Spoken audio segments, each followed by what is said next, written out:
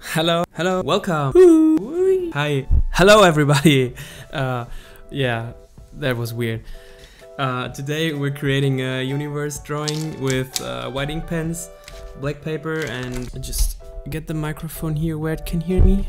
So we look at some reference pictures first to get to know how the universe and actually the star allocation works, and then we create something from this knowledge, and hopefully it's gonna be a spectacular universe drawing. So let's begin.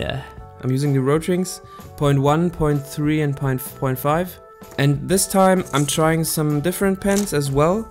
It's from Sakura, from the Micron brand thing, and they're called Jelly Roll. I have it in 10, 8 and 5. They work different. They have a ballpoint pen here, and the Rotrings, they have a small metal nib. And this black paper you see here, it's from Canson. It's called Dessin Noir. It's a France brand, I think. This is normal black paper. It has 150 grams. And like I said, it's from Canson. And I already did some illustrations on it. You saw them on my Instagram when you follow me already. I did them some time ago. But this is something we want to create. Not that in detail, we just want to focus on the starfield here, how to create this. And in the following videos, I'm trying to explain how to add more stuff like the exploding star and stuff like this. So let's just look at some reference pictures.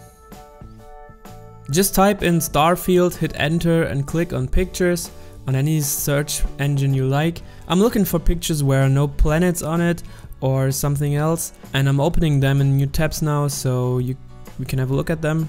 You see in the first picture there are very bright stars, there are stars that are not so bright, they have a middle size and very small stars like them. You can find this pattern on every universe picture. There are always some very bright ones and some smaller ones, and we can recreate this with a 3-layer setup. We make big stars and big white dots, we make smaller ones and we make really small ones, and we try to put them as random on the paper as possible so we get a nice and organic feel on it. Okay, so for today I want to make the universe or the star field in a circle, so I quick draw a circle here in the middle of my paper. This is gonna be the area I'm working in. First I show you how to do it with the Rotrings. Actually we have 3 steps that we have to do. We have to do the bigger ones, the middle ones and the small ones, and we have to be aware of the allocation. I start with the 0.5 to get the big ones. And what I do, I have a sketching paper because most of the time the Rotrings don't work from the beginning on, and sometimes it's important to give them a little lick, that the first layer of ink will get wet again because it dries very fast. But if the pen is working, then you can start with the first layer, and those are the big stars, the bright stars. Just add some dots, you can vary them in width a bit, and you have to be aware that the distance is not the same, because if it's the same you lose the organic look of it. And if you're satisfied with the first layer, I continue with the smaller pen. I'm switching to the 0.3, and if you shake it you can bring it to life. And the trick from the second layer is that you be close to the bigger dots, because big stars has strong gravitational forces and planets circle around it, and the area gets more dense there. Sometimes even huge galaxies look like a small star because they are a million light years away, so you be aware that the smaller dots are close to the bigger ones. When you start on the top left in the drawing, not like I do here, and work your way down, you don't smudge your dots with your hand or don't have to wait until it's dried.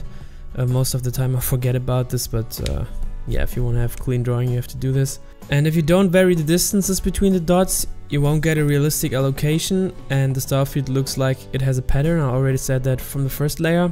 And you have to be extra aware of that, because the brain tries to force you or your hand to make even distances between the dots, but try to force yourself to not do that. Be as random as possible and try to avoid round gradients of dots around the bigger stars, because that looks like they are shining, but We don't want shining stars, we want separate stars. Yeah, drawing a star field actually can be hard for your brain because of those reasons, and it's not done in 2 minutes. Sometimes you need to take a pause to look at the composition again and to see if your allocation is random and not pattern-like. I'm also trying the jelly pens in the middle of the second layer now, and I'm using the 0.5 pen, but the problem with those is that you can't make dots with stippling only. You always have to make a little circular movement to get a clean dot, and most of the time you end up with some half moon shaped dots, but for this time I'm sticking with the rotating and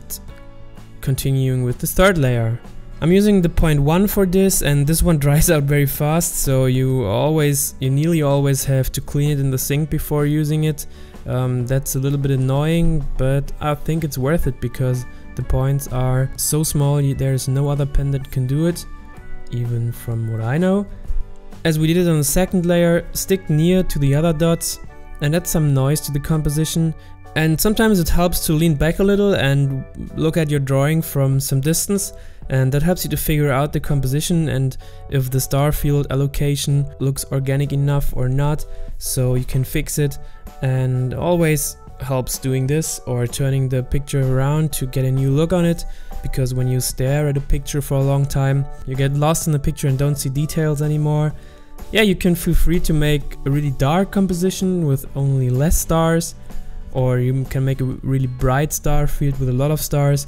When you check my Instagram and scroll down a bit, I got some white on black paintings or drawings. You can see some variation on the star fields I do, and feel free to do whatever you like. Sorry guys, my camera stopped because of the 4 GB maximum file size for a video file, and I haven't recorded how I made the stars, the sprinkling stars and the sun here. So I'm just explaining it right now. I used the 0.1 to create those little lines. We make a cross and some little in between. So you can do this on the big white stars like this one or this one or this one or this one. And for some point of interest, we just added the sun. And in following videos, we add some planets and stuff like this. So if you want to see that, feel free to subscribe my channel, and see you on the next video.